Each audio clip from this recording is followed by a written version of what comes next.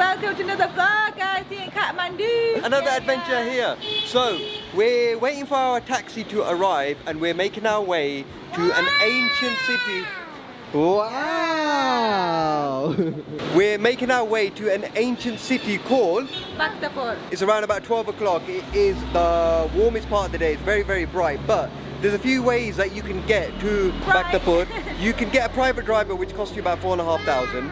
You can get a bus, which costs about... Oh, it'll probably be pennies, but yeah, probably be pennies. It's an hour to get there via bus. Or you can take your own private taxi, one way, 40 minutes, and it's around about 900 rupees. Yeah, so we're using an app called InDrive, and you get absolute bargain buckets rates here on the app. And also, it's safe because you know the price is set and it's all transparent. So that's really, really good. And here is our taxi.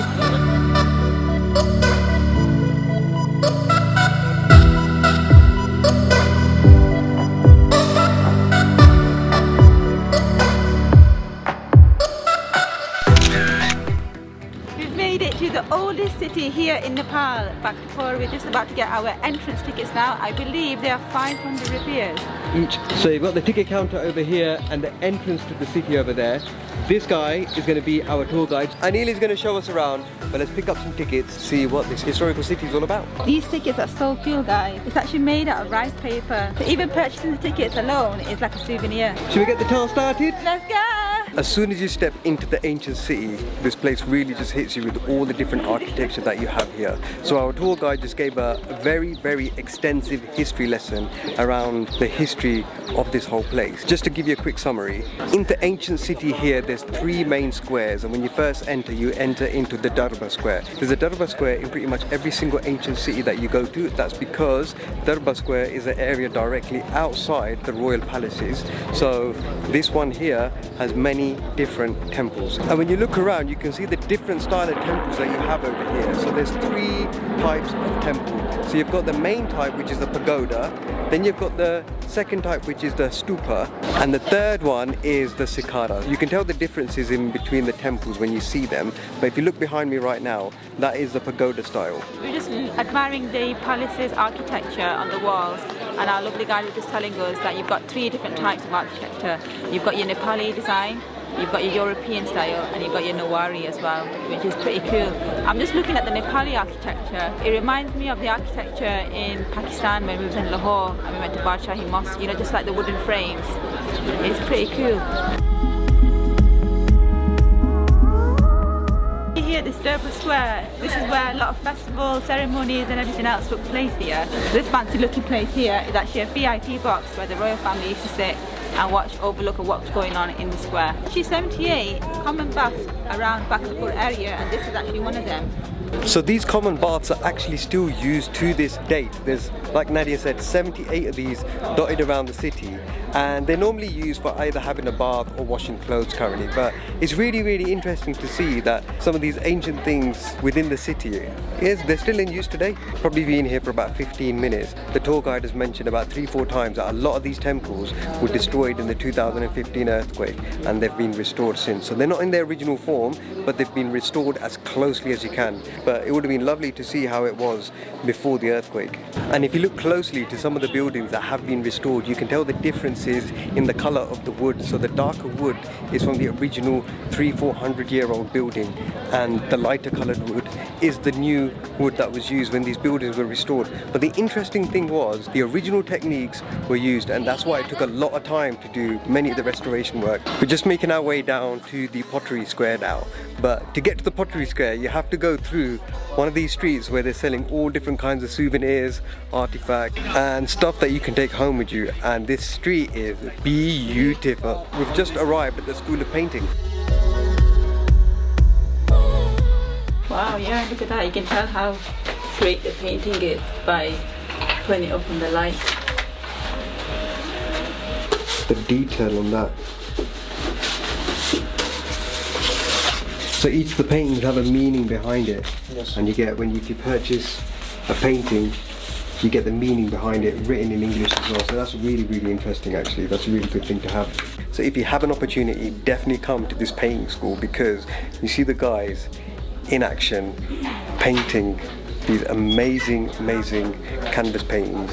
And you know what? The great thing about it is you can see the quality that comes through. All the paintings here are on natural cotton canvas, and it's all using natural pigmentation as well, so the paint never fades.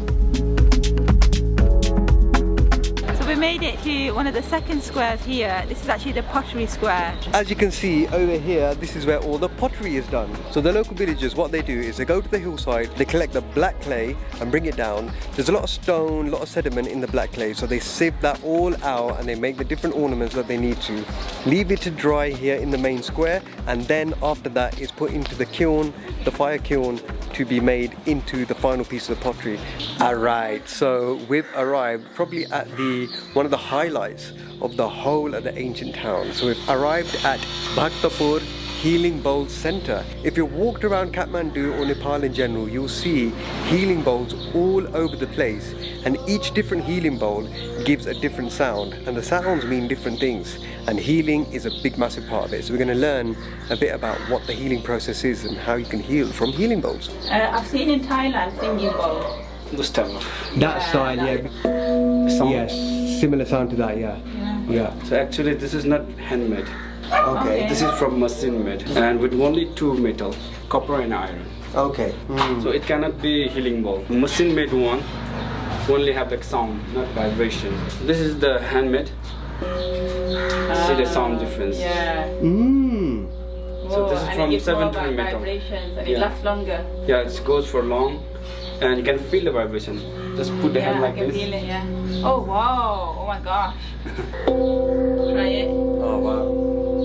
Oh whoa. So this type of ball we call it healing ball as well as singing ball. Wow. So Yeah. if you use the stick when you hit Yeah. to the vibration heal our body, so we call it healing ball. If you use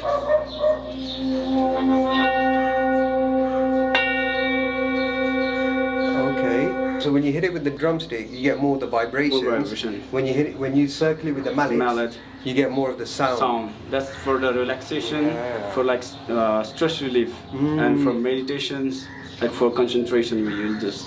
If you heard about the chakra, Chakras, I've the heard it, Vedic yeah. system, like Vedic system, out of more than 107 major chakras. So if you got any blockage, any pain, any like strike in any of the chakras that you feel pain, like unbalance, like suffer from anything like mind or body or speech, that's the way we use the ball to heal our body and to open the blockage. Maybe you have got migraine headache or sleepless problems, so what we do, we just put this type of ball in the head like this. Really? Yeah. And strike Then? gently. So to the sound and the resonance that goes around our head and give the message to our brain. So Nadia's gonna can go you in. Take off your bag Yeah, so that you can take it. feel very relaxed. Be relaxed, take off my You bag. need to be very free from any like weight or any stress so that you can feel the real. The effect. Yeah. When I hit first time, you'll feel maybe like a little heavier. And later on, you'll feel like you're flying in the cosmos, like with zero gravity. So actually, this type of ball made by 7 different metal, which contain gold, silver, copper, iron, tin, lead, and zinc. That's denote the 7 planets. At first, it was like you can feel the weight of the bone on your head, and then afterwards, it was like literally I was flying.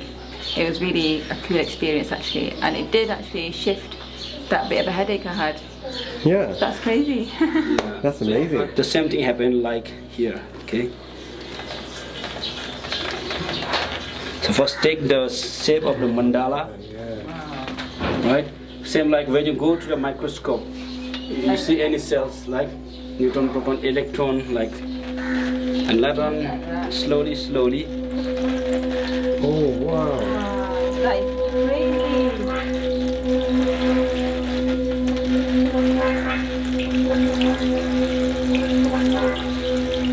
Oh my gosh. That is amazing. So that's make you more active inside your body. The same thing that all the athletics, whichever athletics you do, same thing because of making inside but warm. That means make all active. So our last stop of the day here is at the final square, which is called the Tomari Square, and here you'll find the tallest temple in the whole of Nepal. So the name of this temple is called Nyatapola Temple, and it means 5-roof temple.